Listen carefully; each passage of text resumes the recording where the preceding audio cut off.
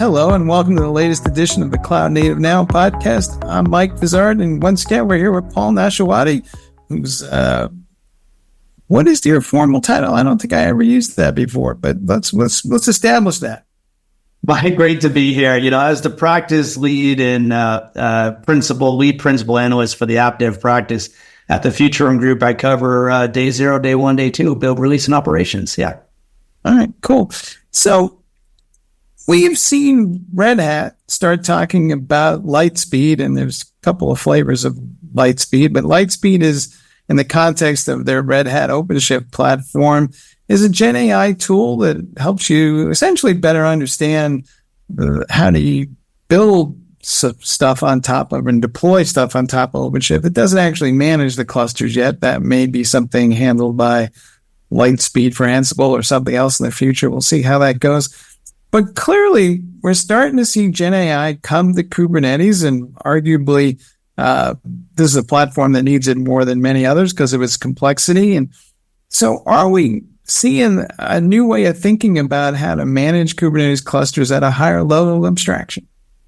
Yeah, Mike, I think this is an interesting perspective. When I was at Red Hat Summit earlier this year, we talked a lot about OpenShift and Gen AI, OpenShift AI, and adding in the functionality of automation. So Ansible Lightspeed was announced a year ago, right? That was something that's part of the workflows for the automation platform on Ansible. It started with Project Wisdom that turned into Lightspeed, which was a great approach to basically saying, okay, if you're going to build workflows, you want to automate the building of workflows, worked well for automation and worked well for Ansible. Taking that same kind of approach of saying, okay, well, at OpenShift, we want to bring in Gen AI capabilities. So OpenShift AI, and they also had RHEL AI as well. So there's a number of different ways of kind of deciding to expand into generative AI capabilities for OpenShift or Kubernetes, but also for the operating system as well as automation. And I think that's a great move for Red Hat. I've talked to Stu Miniman many times about this. We just did recently a DevOps dialogue on this, and it's on the Futurum Group's website as well. But basically, it's the ability to speed up the delivery and the orchestration for these Kubernetes clusters. When you start building out the adoption of these Kubernetes clusters, you really need to have a way to do this in a more automated fashion because of the sheer scale and growth. And I think that's where OpenShift, Lightspeed, or AI with OpenShift kind of comes into play. This seems to be the beginning of a story, and we have another post over on techstrong.ai talking about the rise of software intelligence and the ability to use AI to kind of understand what the flows are between different components and what the services are. Because one of the biggest challenges you see with cloud native is it's just complex, and it's beyond the ability or the cognitive ability of people to keep track of all the relationships between all these things. So will AI play a much bigger role as we go forward in helping us, sort out the chaos? Yeah, Mike, I think when we look at, adding AI into the workflow of the SDLC and across the, not just the software development lifecycle, but across the CI/CD pipelines and everything that kind of goes into play, understanding the shared delivery, what we find in our research that we find that basically 2/3 of respondents indicate that they're working almost 100% faster in delivery of code and applications now compared to just 3 years ago with the same or fewer resources.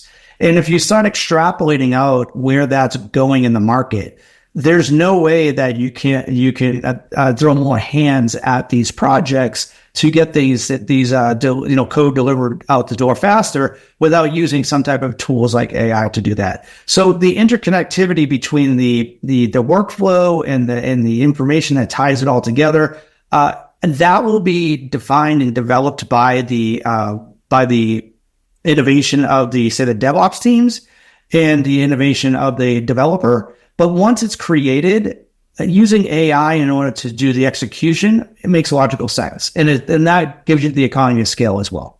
Mm-hmm. So who's going to lead the charge on this? Is it going to come from the vendor community, or will the open source community kind of lead the charge? There's a couple of open source Kubernetes AI projects that are floating around out there.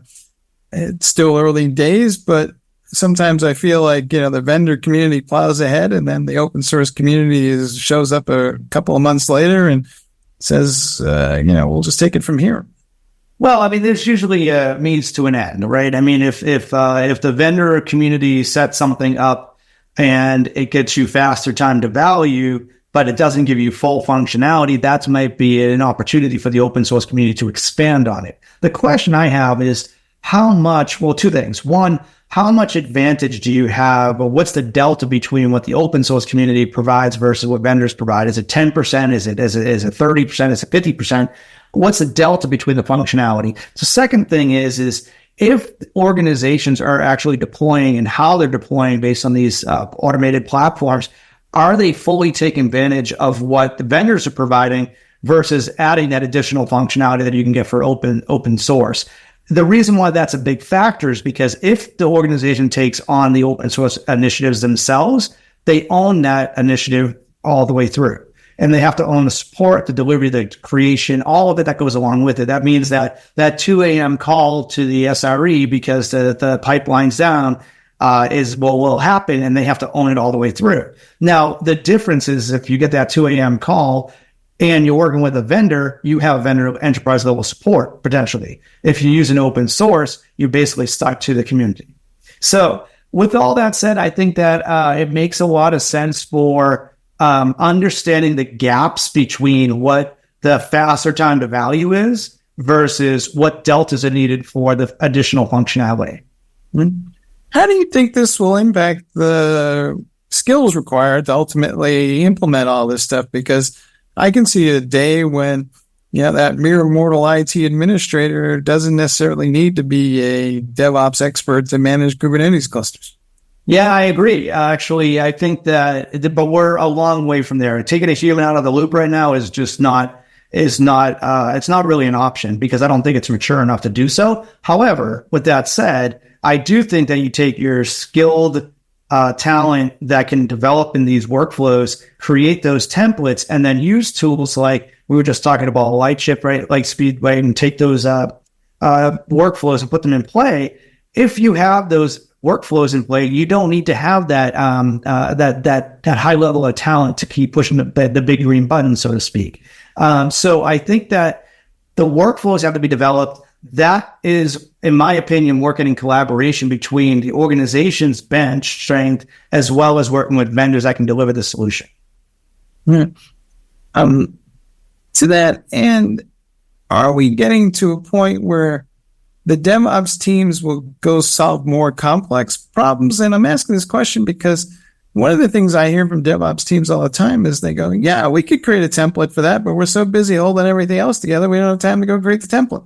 Yeah, I mean, we see that in the research. Our latest research that we see, and it never ceases to amaze me. I've been doing these studies for the last 4 or 5 years now, so I have trending data that shows this. But we see that 33% or a third of the time that organizations or DevOps teams are spending within organizations are spending a third of their time on innovation and creating new applications, and 66% of their time on maintenance and in maintenance mode. That's a problem, right? Because that means that they don't have enough cycles in the day to innovate, to create these new applications. And frankly, that solves it causes two issues.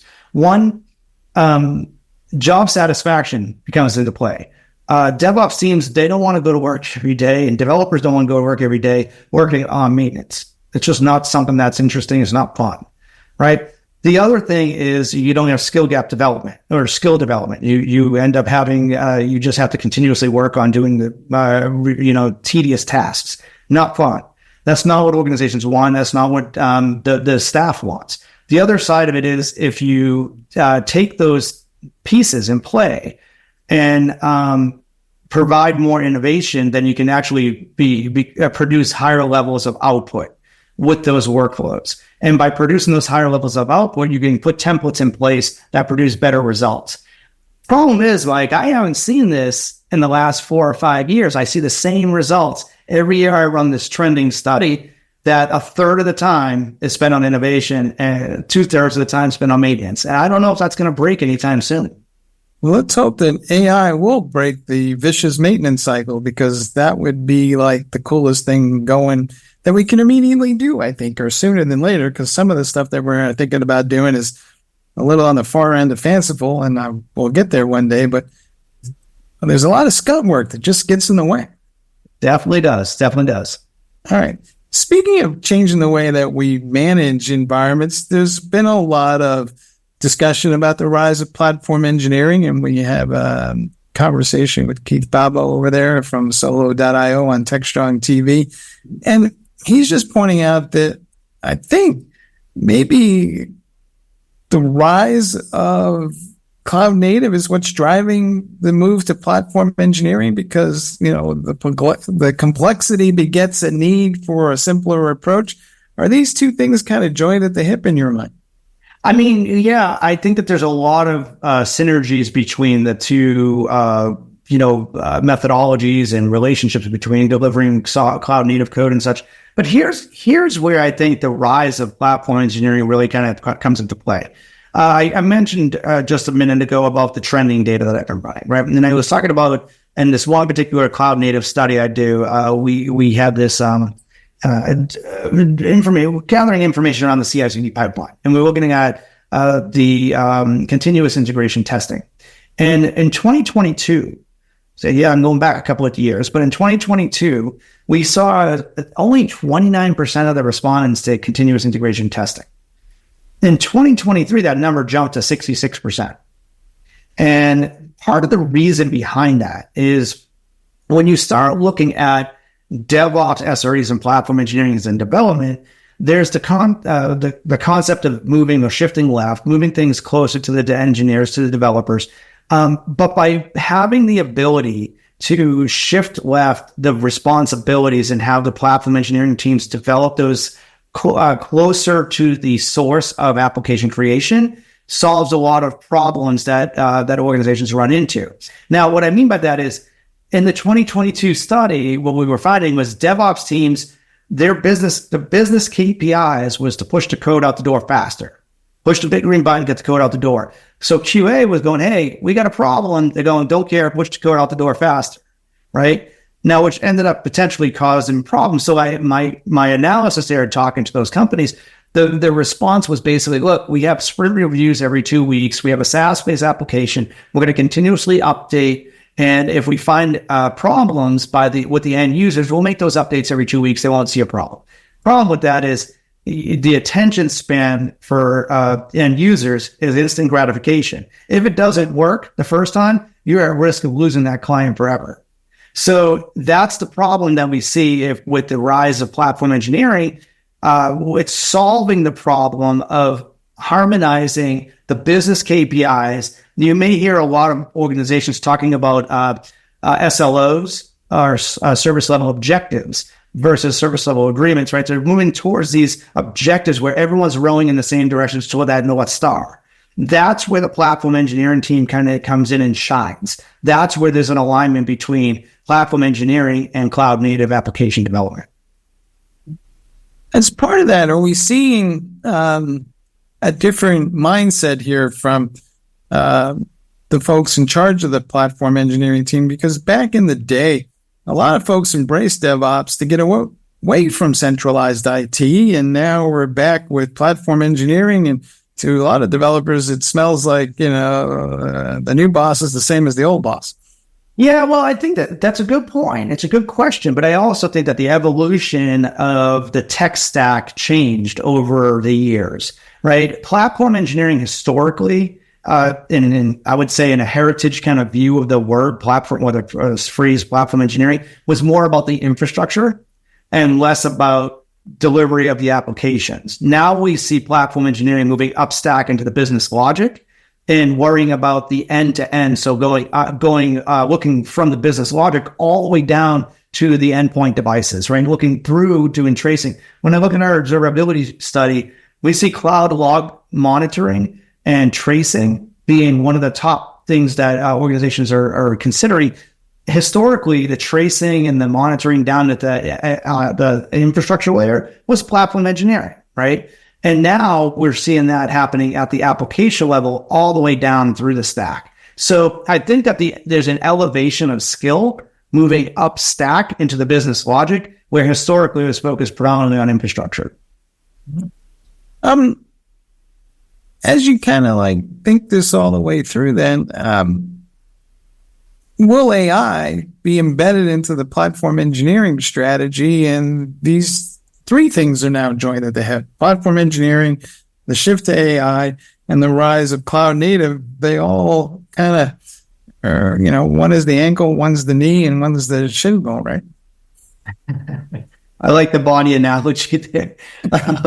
Yeah, I mean, look, I think that, the right tech stack, the right process and methodologies that you use to achieve your business goals, AI definitely has a place in that, right? And AI, whether you're looking at, using natural language to create things, so you don't need a highly skilled developer to create those applications, and you can just put a natural prompt in there, a language prompt in there. Or if you want to use AI to do actionable insights based on logging, alerting, and monitoring, if you see something happen, then the AI will do some action based on workflows and and templates that are created that we talked about earlier. So I think that that's an area that it's an enabler for the success of the business, and it's certainly an enabler for cloud native, because as we talked about, I was just doing a study this morning. I was looking at this, and the research I was finding that over the next 3 years, organizations responded that there was going to be 500 to 1,000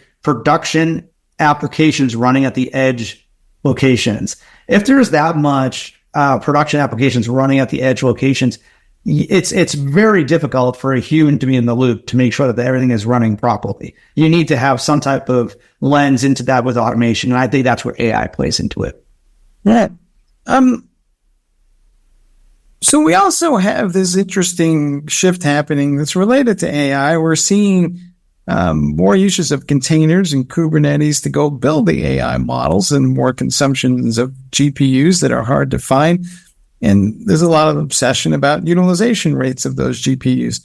One of the articles we have in Cloud Native now is kind of suggesting that virtual clusters for Kubernetes are the way to go to optimize those GPUs. And I think we've talked about virtual clusters in the past, but is this going to be like the killer app for virtual clusters? Because we talk about this tech, and I know it's widely used, but not pervasively used.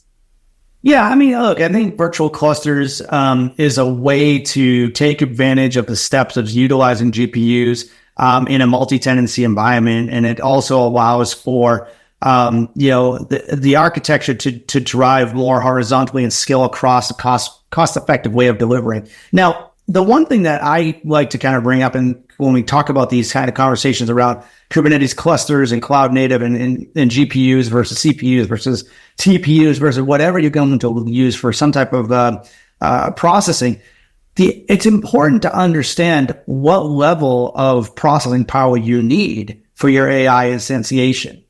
If you're using a GPU and it's super expensive to get it, and it's you're tying up resources that you may need, but does your application actually need a GPU? Can you get away with using a CPU?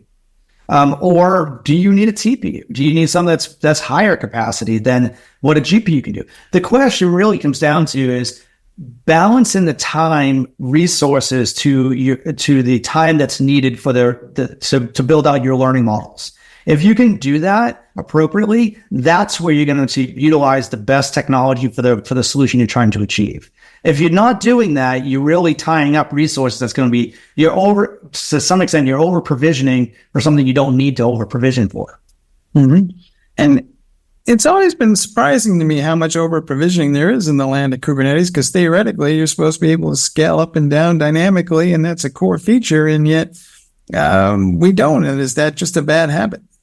Well, I think it is a bad habit. I think that organizations leave it up to maybe DevOps teams, and not to talk bad about DevOps teams, but they have a goal. They have a goal to produce the result of getting these applications out the door or work through the CI/CD pipeline. And if it requires provisioning resources to do so, DevOps teams they're not necessarily associated with budget.